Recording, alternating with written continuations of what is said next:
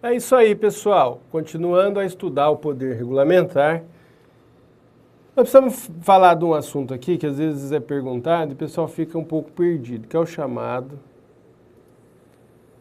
regulamentação técnica ou regulamento autorizado. Regulamentação técnica ou regulamento autorizado.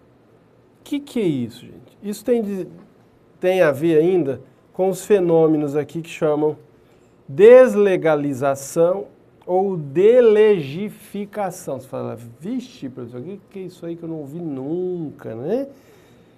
O que nós temos é o seguinte, para ficar bem claro.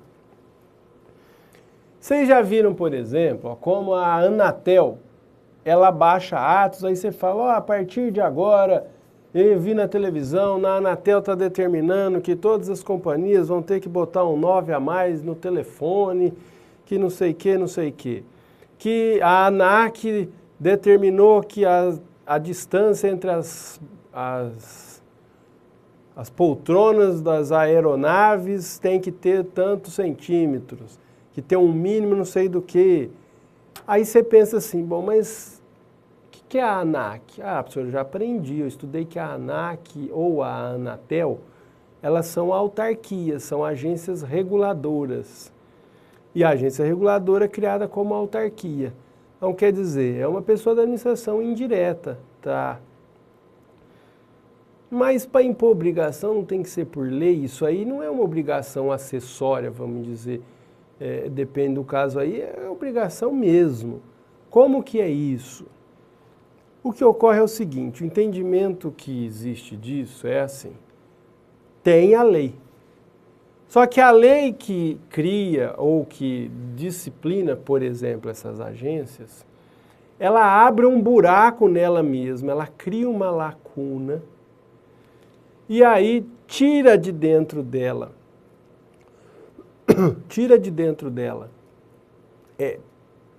o assunto técnico, de natureza técnica ali, parte dele, e transfere para que a própria administração, na esfera infralegal, ela o regulamente, ela trace determinações.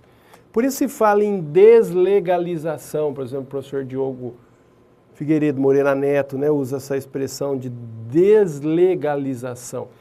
Que a ideia seria o quê?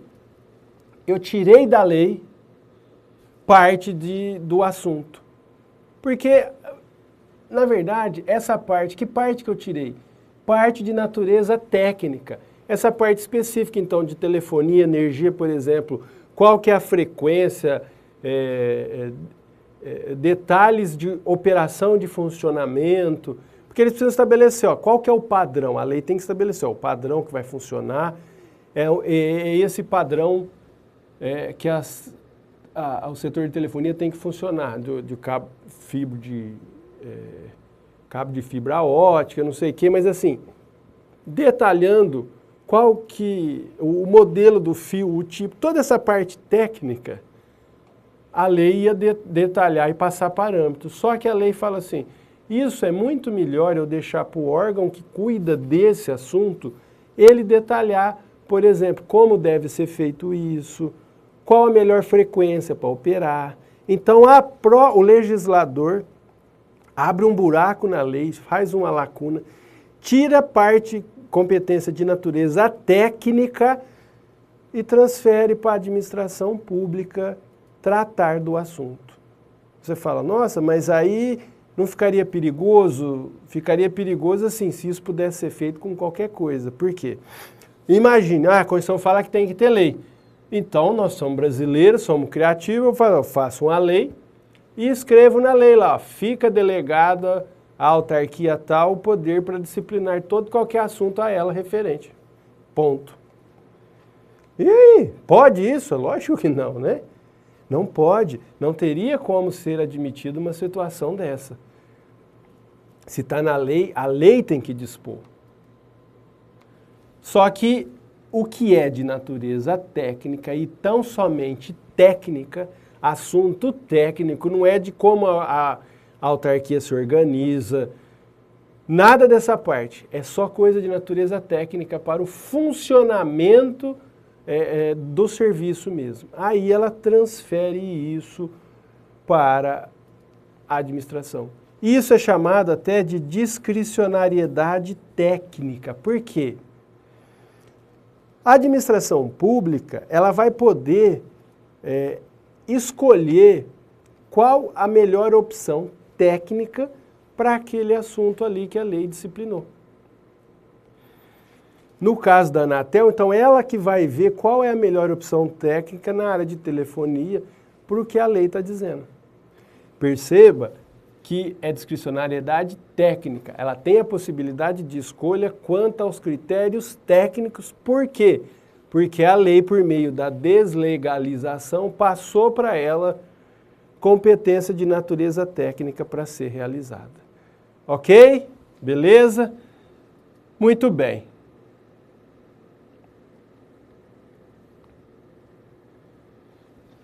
Então você lembra aí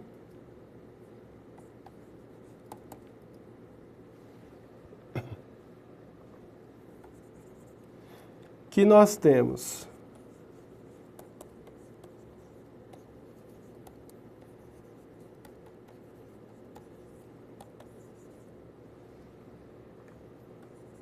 o regulamento e que você pode dizer de 3 espécies. O executivo,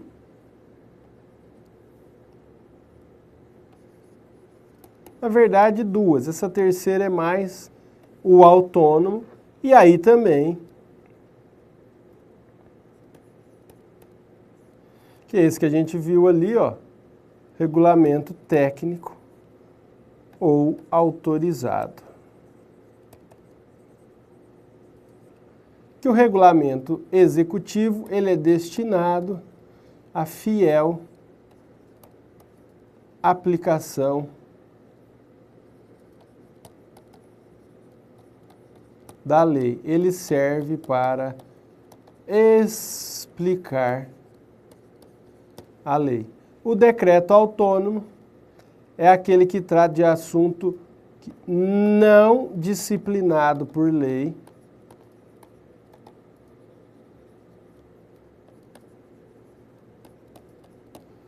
aí esse aqui não pode inovar.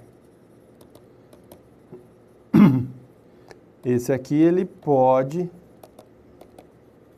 inovar. No Brasil, a gente tem a Constituição, artigo 84, inciso 6, falando que pode tratar sobre a administração pública federal, desde que lá sem aumento de despesa,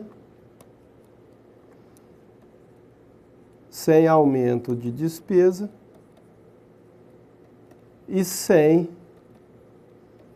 criar ou fechar, que é extinguir, né? Ou extinguir fica mais bonito, fica tecnicamente melhor. Extinguir órgão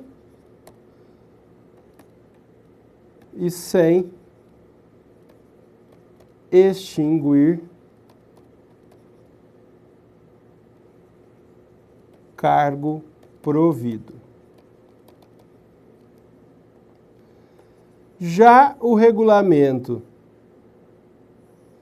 técnico ou autorizado é aquele de incidência muito menor e muito específico, que eu falei só para vocês terem essa noção.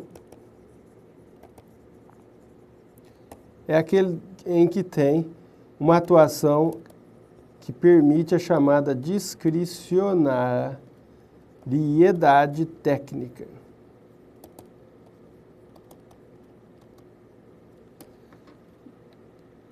Discricionariedade técnica. Beleza disso? Acho que é tranquilinho, né? Então vamos falar do famoso aí agora, ó.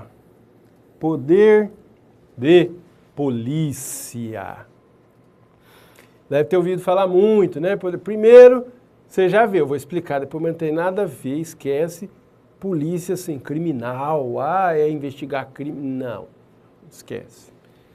O que é isso? Vamos ver primeiro a definição aí do professor Eli, que é a mais usada. Você vê que em concurso ainda adota-se muitas das posições do professor Eli.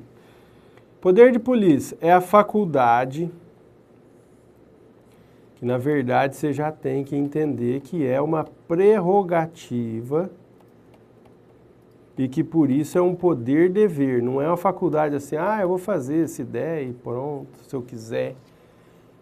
Segundo ele, então, a faculdade que dispõe a administração pública para condicionar e restringir o uso e o gozo de bens, atividades e direitos individuais em benefício da coletividade ou do próprio Estado. De direitos individuais em benefício da coletividade. Vê a definição dele, que ele estabelece aí que é uma prerrogativa, no caso dele ele fala que é uma faculdade, que faz o quê? Condiciona, impõe condições, restringe, impõe restrições, ao uso, gozo de bens, atividades, direitos individuais em benefício da coletividade ou do Estado. Tá, eu vou explicar isso tudo mais detalhado, mas você vai encontrar isso aqui em prova, essa definição. Na lei, nós temos definição de poder de polícia. Quem gosta de direito tributário já leu várias vezes, ou mesmo quem não gosta já ouviu falar. Por quê? É um artigo aí conhecido do CTN, porque ele é o fundamento da administração pública poder instituir taxa, né? Porque a taxa é baseada no poder de polícia. E o que é esse poder de polícia? Considera-se poder de polícia a atividade da administração pública que, limitando ou disciplinando direito, interesse ou liberdade, regula a prática de um ato ou a abstenção de um fato, né, ou deixar de fazer alguma coisa, em razão de interesse público concernente à segurança, higiene, à ordem, aos costumes, à disciplina da produção e do mercado, ao exercício de atividades econômicas dependentes de concessão ou autorização, à tranquilidade pública ou respeito à propriedade e aos direitos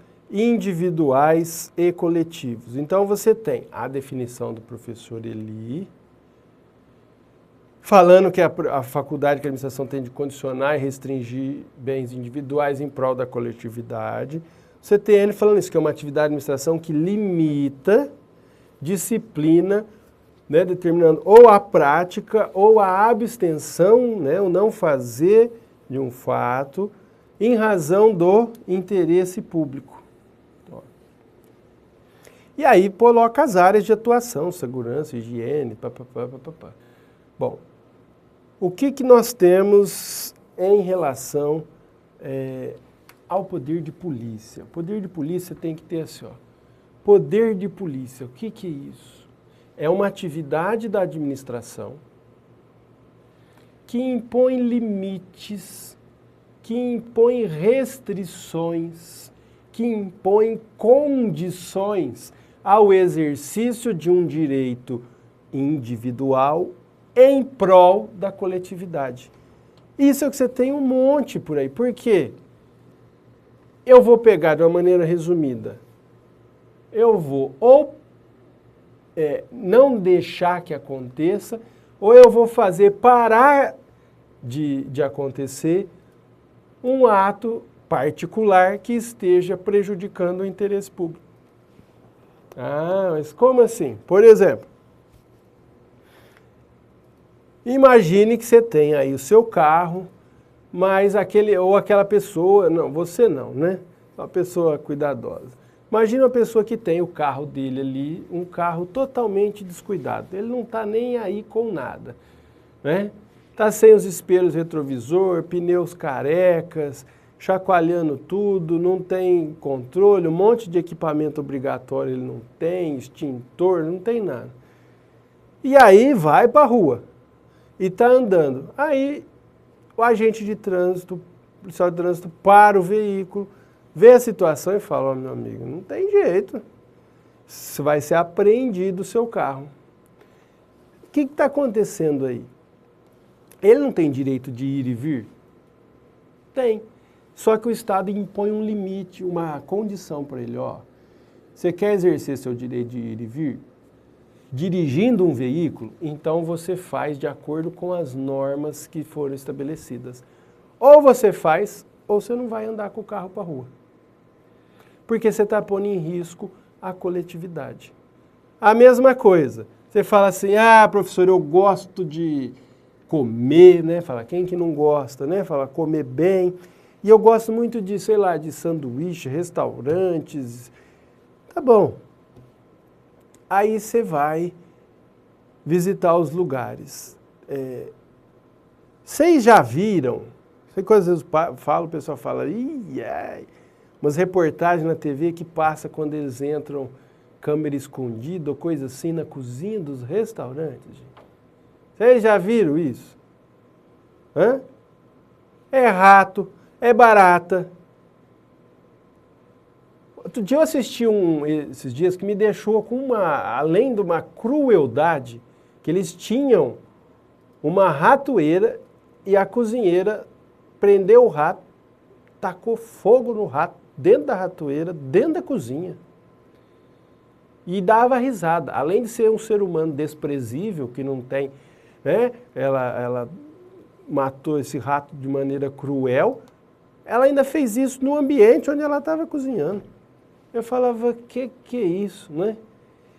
Aí esse é um daqueles... Então, assim, o que isso tem a ver com o poder de polícia? É uma coisa que você fala assim, o dono desse restaurante, ele não tem direito a trabalhar, a exercer a sua atividade? Lógico que ele tem.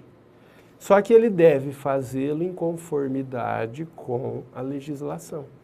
Você quer ter um restaurante? Então você vai ver lá as normas que a vigilância sanitária tem, de ter que ter azulejo não sei na onde, ter isso, ter aquilo, usar touquinha, não sei o quê, papapá, para proteger a saúde de todos, porque você vai servir comida para um monte de gente. Se você fizer algo errado, as pessoas vão lá comer e vão passar mal.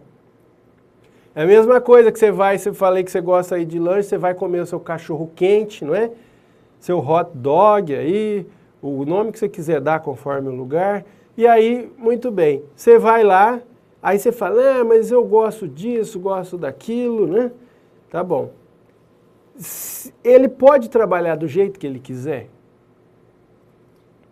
Com certeza não. Então, se ele não tiver algum sistema para ter alguma refrigeração, a adequada conservação dos alimentos, com certeza vai fazer mal. E a hora que você for comer, você pode passar bastante mal, não é? Por isso que você vê que em muitos lugares a vigilância sanitária proíbe o quê? Aquele estufo de maionese, né? Aqueles que você vai... E vai assim, por quê?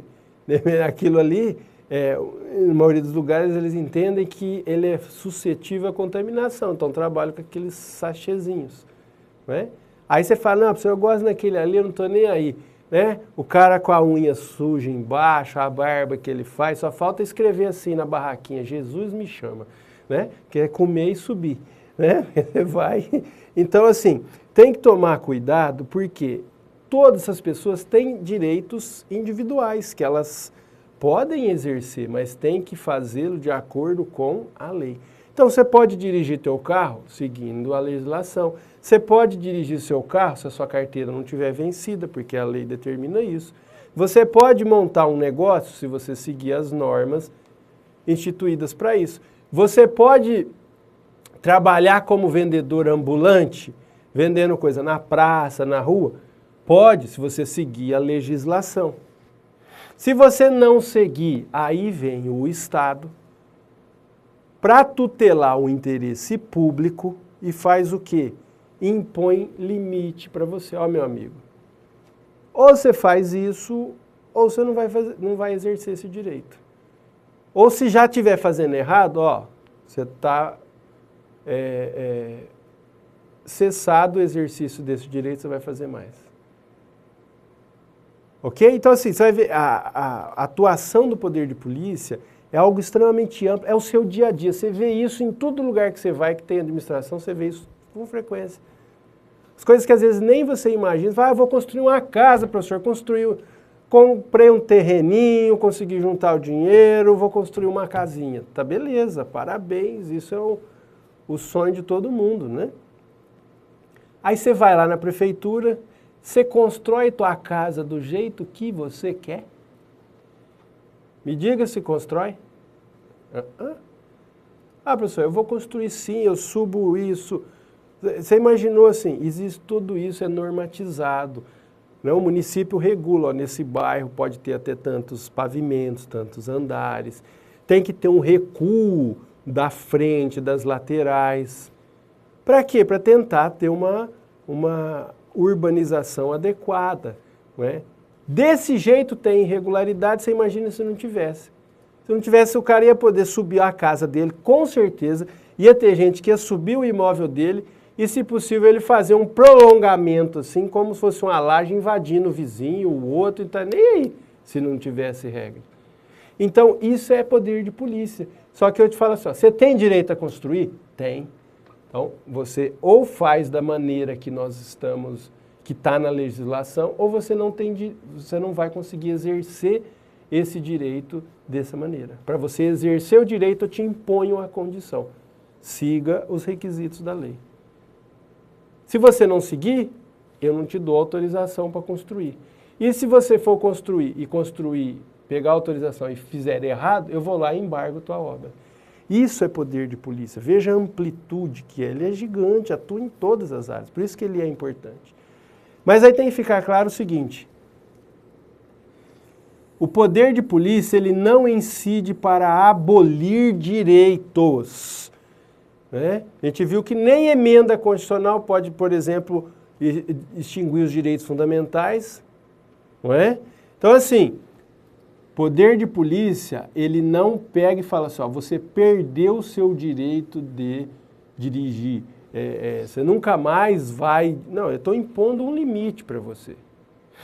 Essa é a ideia do poder de polícia, impor limite ao exercício. Ele condiciona, ele impõe condições ao exercício dos direitos. Ele não incide sobre o direito. Ele incide sobre o seu exercício. Tá? Isso fica bastante claro, porque eu imponho limites, condições, restrições ao exercício de um direito. Então, essa aí fala, o que é o poder de polícia? É a prerrogativa, que é um poder dever da administração pública, de fazer o quê? Impor limites, condições, restrições ao exercício de uma liberdade ou direito individual em prol do interesse público. Eu quero proteger a saúde pública. Não é? Por isso, assim, você quer ter o seu açougue, você tenha o seu açougue, mas você vai ter que trabalhar de acordo com as regras. Né? Senão, você não vai poder ter o exercício de ter a sua atividade. Ele se manifesta, por exemplo, exercício de profissões.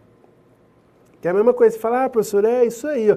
Eu me formei, por exemplo, em odontologia, mas eu não pude exercer até que eu tive a inscrição no Conselho Regional. Mesma coisa de medicina, não é?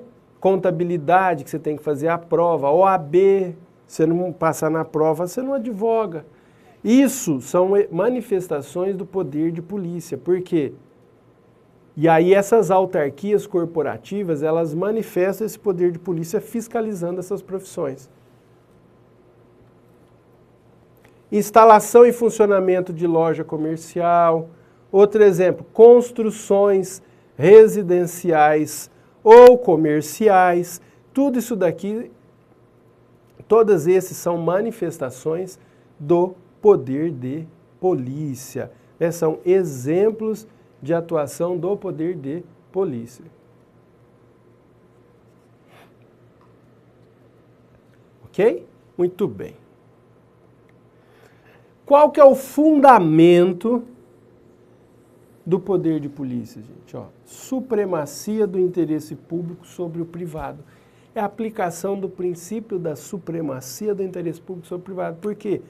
Quando em conflito o interesse público e o privado, o interesse público deve prevalecer. Então, é isso que ocorre nos atos de polícia administrativa. Alguém está praticando um ato nocivo ao interesse público, aí o poder público vai lá e tesoura esse ato, né? Corta esse ato. Com que fundamento? Ó, está ofendendo o interesse público, meu amigo. Pronto. É a supremacia do interesse público. Finalidade. Para que existe assim, o poder de polícia? Qual que é a finalidade? Qual que é o fim pretendido? Prevenir e paralisar a atividade contrária ou nociva ao interesse público. Por que prevenir? Por exemplo, o caso que eu falei de você, para você construir, você tem que ir lá pedir a chamada licença para construir, não é? Lá no município, na prefeitura. E aí, ao analisar se o seu imóvel preenche os requisitos, lá a sua planta, é uma atividade de polícia administrativa de forma preventiva. Está analisando uma possível lesão ao interesse público, então já está atuando antes. Paralisar, quando já acontece, todo exemplo, se o cara está construindo um imóvel todo errado, todo em desconformidade com as normas, a administração vem, está paralisada a sua obra, acabou, você vai ter que arrumar. Ou você faz do jeito que está, você não vai poder seguir exercendo esse direito aí de construir, ok? Como se manifesta o poder de polícia, gente? O poder de polícia se manifesta por meio de atos normativos ou gerais. Então é possível ter manifestação do poder de polícia de atos gerais, especialmente se você considerar o poder de polícia em sentido amplo. Porque em sentido amplo vai englobar também os atos legislativos, a lei. Mas mesmo só em ato administrativo, você tem às vezes, atos da administração que tem a ver com o poder de polícia, né? Com o poder de polícia administrativa, como eventualmente um decreto lá estabelecendo sobre a bebida de crianças alcoólicas, bebida de crianças alcoólicas. Fala aí, professor, né? Sobre a proibição de oferecimento ali, ou de crianças, o acesso a bebidas alcoólicas, ou proibição daqueles alvarás que às vezes você vê que o juiz da cidade concede, limitando o acesso de crianças a shows de tal idade, né? São atos de polícia administrativa que está impondo um limite ao exercício de um direito, é só até tal idade. São atos gerais. Você tem atos concretos ou individuais, que é a maioria desses atos de polícia administrativa, quando ele é concreto ou individual, quando ele é feito por um administrado em específico, né? Quando ele é feito para alguém de maneira específica. E mais ainda, o que você mais vê é ato de fiscalização. Dos atos de polícia administrativa, os atos mais comuns, os atos que você mais vai se deparar são atos de fiscalização. Então, o fiscal, a função do fiscal é exercer a atividade de polícia. O fiscal da vigilância sanitária, né? Quando ele vai nesses lugares visitar, aliás, se você tiver um amigo da vigilância sanitária, um fiscal, almoça onde ele come, ou pede referências para ele, que ele vai conhecer os lugares bem, não só a fachada, não é? Então, assim, quando essa atividade de fiscalizar e ver se os lugares estão em ordem, ver lá se tem medicamento vencido na farmácia, isso tudo é o exemplo mais claro de manifestação do poder de polícia, né? Bar, restaurante, quanto à higiene. Então ele pode se manifestar de maneira geral, individual, preventivo ou repressivo, né? Você lembra também que ele pode atuar de maneira preventiva ou repressiva. Beleza? Até mais.